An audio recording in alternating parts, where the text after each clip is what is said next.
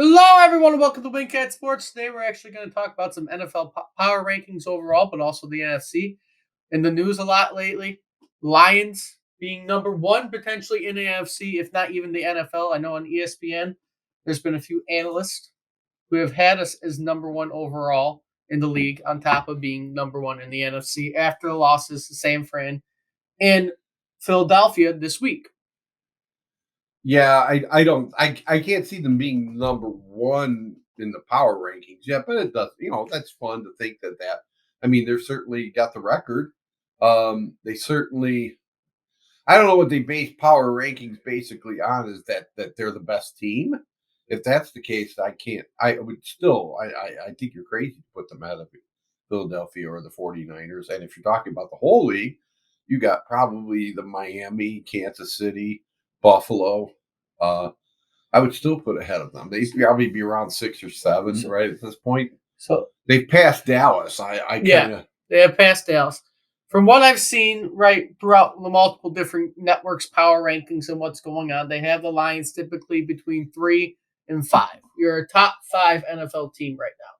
Is what basically great. everybody thinks. Great. Keep winning. San Francisco on ESPN. San Francisco is still number one. KC 2. Miami 3. Philadelphia 4. Lions 5. Those are your top 5 teams. Like I said, I've seen people rank them higher. I've seen analysts on ESPN even rank them as the best in the NFC after the losses. Only because Philadelphia did not look that great against a couple of their teams that they won against, and the loss that they had to the Jets. And San Fran, with their current injuries, kind of pushed us up, I guess, with them, even though Monty's injured right now, too. So that kind of equals stuff out, in my opinion, when it comes to power rankings wise. Right. And I think the bigger question is, do we have a shot to be the number one seed? Which is I think possible, is more important. And when you look at schedules, I think, and I've seen that some people give us the best odds to end up in the number one seed, and that makes some sense to me, because really, if we can get to the break at 7-1, which is very possible, because really it's just Baltimore. I can't see us losing to the Raiders on Monday night, but if we can get by Baltimore, we should be 7-1 going into the break, and an awful lot of bad teams in front of us on our schedule. The only good team remaining after Baltimore that you can feel some doubt and make it somewhat a game is Dallas, even if you feel that way about Dallas, because there's some people who think Dallas and Dak Prescott isn't actually that good, and it's more or less the hype, even though they've only lost 2 games. That almost lost yesterday to the Chargers, though. So again, it comes down to that. Your only other game, I think there's 3 games you're not favored in the rest of the year, as the Lions' point of view goes, and that's the Ravens, the Chargers, and the Cowboys. Otherwise, you're favored in every single game the rest of the way. Right. So they're saying, for the most part, if the percentages go right, you're 13-4, and I think everybody would be happy even with that. Right. Oh, certainly. 13. They have a real shot to finish up the division title probably by early December. If unless by some miracle one of the other teams in our division decides to start playing well and winning games, I don't see that. The Packers, Bears, and Vikings schedules aren't all that favorited. The Vikings definitely got the short end of the stick with how they're playing, because they have to play all the number one teams in the NFC from last year, because they won the division, while we're playing the second place teams. So they still got KC on their schedule. I think Green Bay has KC on their schedule. Green Bay has KC on their schedule. So that was the only team in second place right now that has a chance to catch up with us. They don't have that favorable of a schedule going forward. It's like a 50-50 almost every game they're playing. Right. So it's not great for anybody else in our division besides us, facing a weaker schedule, with really us only having to worry about Baltimore and then just play as we've been playing the rest of the way. But it is weird being in a time where the Lions themselves are getting this national media hype. They are being pushed as the better teams in the league. And 2 years ago, you would not have thought of that at all. As somebody who has grown up with them and stuff, it's taken me a while to, embrace this whole thing. And I'm starting to. I think, you know what? Let's have some fun. Let's enjoy the ride. Let's not put, unrealistic expectations. And I don't mean that we can't. I really do think we have a good shot at the Super Bowl. And but I mean, let's not get upset if they lose a game along the way. Um, I think this is going to be a fun time, and I'm going to enjoy it because I haven't enjoyed many Lion football seasons very much through my life. So, No, but looking ahead, let's look ahead at the two other top NFC teams because it's really the three of us and then Tampa, who's a good team, but not someone who's going to be top in the NFC. They're probably going to be that fourth place team in the NFC if things go along. So we'll start with San Francisco. The rest of the year for San Francisco, they got the Vikings, which is probably a win. The Bengals, which will give them a game if they're going to play like they did last week, and they actually start showing up. Jaguars, not an easy game for San Francisco. The Bucks could give them a game like they gave us a game because they're pretty good. And then they play the Seahawks. They still have to play the Seahawks twice. They have a 3-game stretch where they play the Seahawks twice and the Eagles. yeah, I mean, I see a few losses in there if they could. I'm not saying that. I just don't. I think that our road is far more easier. Yes. I think that you're going to see a few blips and with injuries. I haven't heard the report on McCaffrey and Samuel. It does. They said it wasn't long term. Okay. It's not going to be long term injuries for McCaffrey or Samuel or anyone else who got hurt that game, but they might be out next week. Who knows? Right.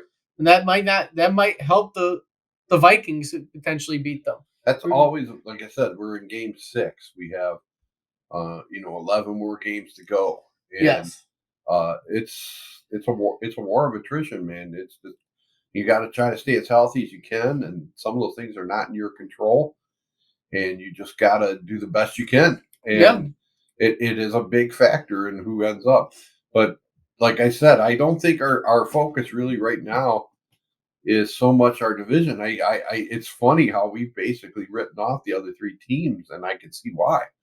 But our focus is basically, hey, we need home field. We need to try to get as high as we can in this. We do not want to play Philly and Philly. No. Playing San Francisco and San Francisco is not going to be that. I mean, weather-wise, I'm thinking more, I want good conditions for this stuff. I don't want anything to, And if Brock Purdy plays like he did against a good defense with Cleveland, right? You're going to be able to handle him. Like we said last time, you should be able to handle Brock Purdy. No problem. Jalen Hurts is more of a question. But the 49ers' last 4 games are the Cardinals, Ravens, Commanders, and Rams. So that might be a little bit favorable for them. But this stretch in the middle of the season for them is not going to necessarily be easy. Because I don't think you can write off the Bengals because from how they played in the past, they might show up. And then the Jaguars could beat them. The Bucks could beat them. The Seahawks, either game could beat them. The Eagles could beat them. Those are all games they could lose. Yep.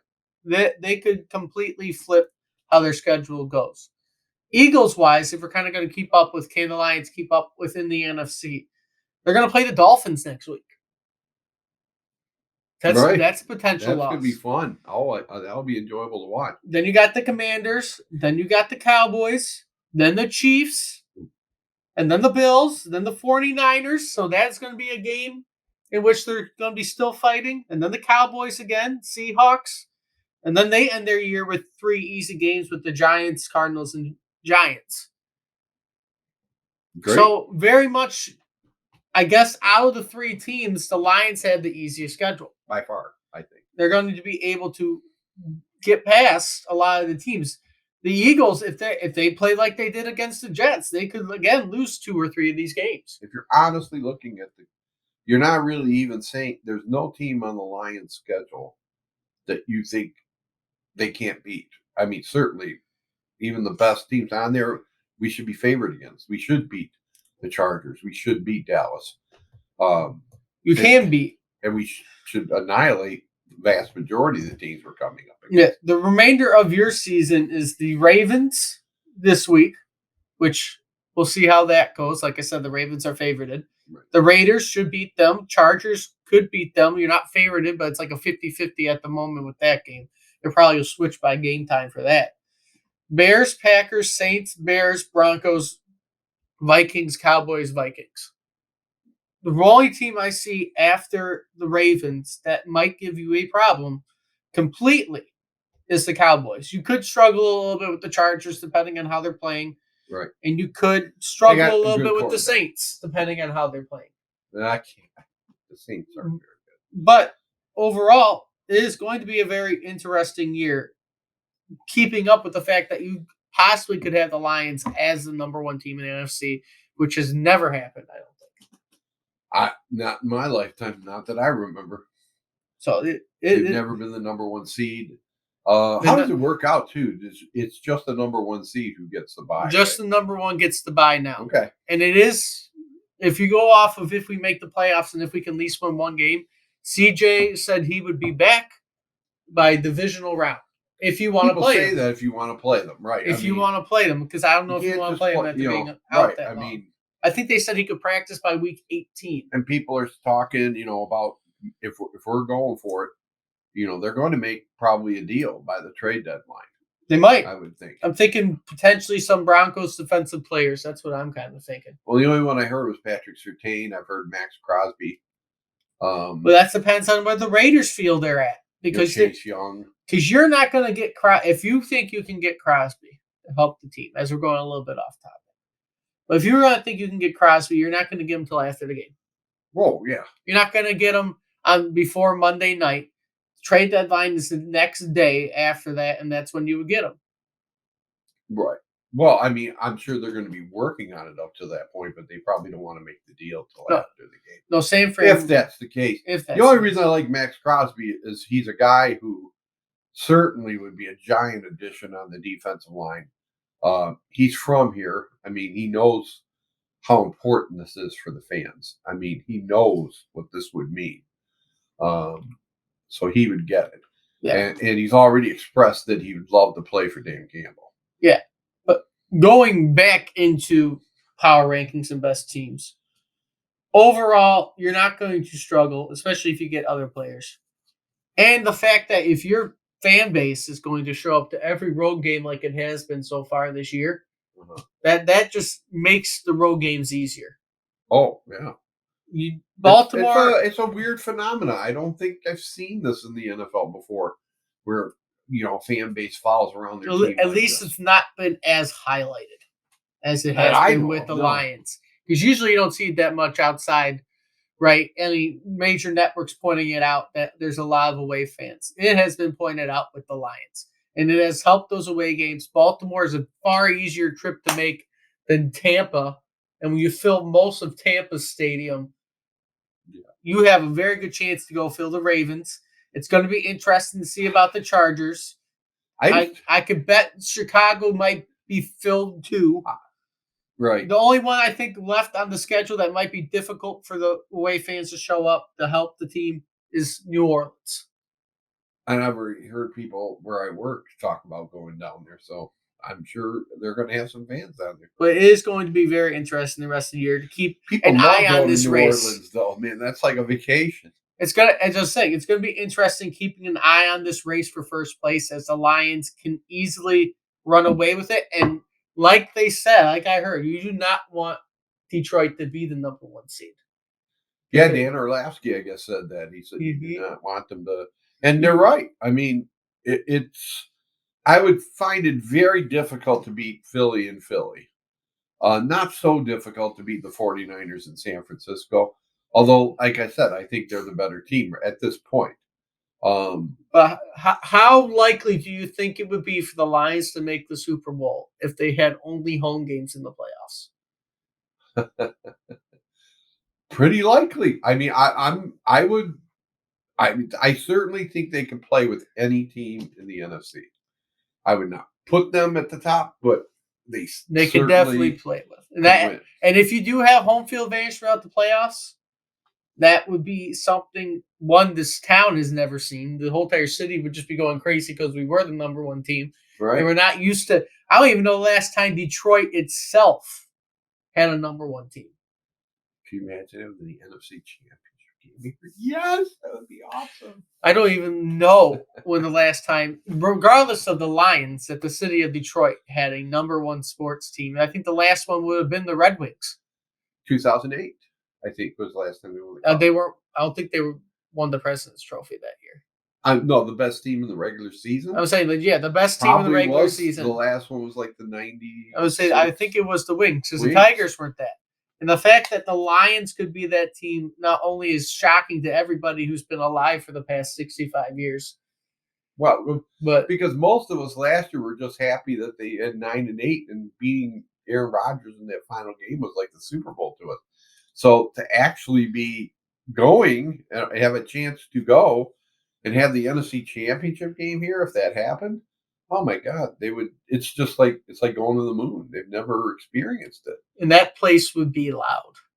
I mean, we already think it can be loud, but that would be most insane. of the people that remember the Detroit Championship days are dead. 1957. Most of them aren't around anymore. Yeah, they can remember that. It's a long time ago, but it has been a long time coming for the Lions. Hopefully they can do it. And we'll see what happens for the rest of the year. Like I said, interesting thing to keep an eye on for the rest of the year. Right. It is. With that being said, though, if you like what you see, like, comment, subscribe, share the videos. And until next time, hope to see everybody soon.